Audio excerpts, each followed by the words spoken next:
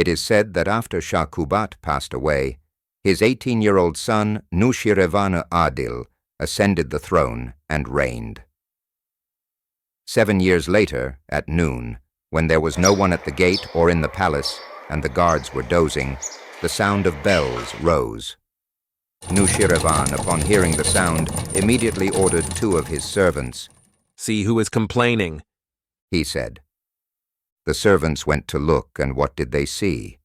Nothing but a thin, feeble, mangy donkey that had entered the palace gate and was rubbing its back against the chains. The 2 servants went to Nûşirevân's presence and said, "Our lord, there is no one complaining. It is just a thin, feeble, mangy donkey that is rubbing its back against the chains, either out of enjoyment or because it is itching." They said. Nûşirevân said, "You are mistaken, because even this donkey has come to demand justice. Go and walk the donkey around the city square, find its owner, and then inform me," he said. The servants left Nûşirevân's presence and took the donkey to the city square and asked, "Does anyone know this donkey?" They said, "Yes, the people of the city know him. This donkey belongs to such and such a launderer. We have known him for 20 years. Every day of God, he would load the laundry on this donkey and take it to the riverbank to wash and bring it back in the evening.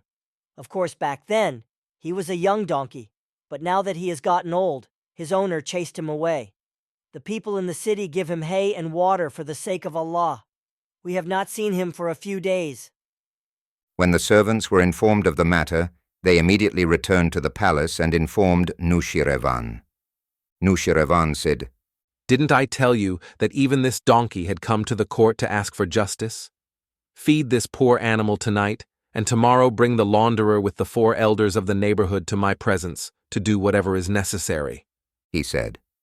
The next day, the servants did exactly as they were ordered. They brought the donkey, its owner, and the 4 elders of the neighborhood to Nûşirevân's palace.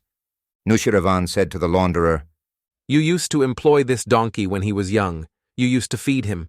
Now that he has grown old and has become unfit for work, you stopped feeding him. You chased him away because he could no longer work. So, I ask you, where did his 20 years of service go?" Shah ordered the launderer to be beaten 40 lashes and issued the following decree. "Under the supervision of these 4 elders, you will provide him with as much food as he needs for as long as he lives. If there is any negligence, I know how to discipline you. Remember this." Therefore such were the kings. They would look after the poor, the destitute, and those without kin.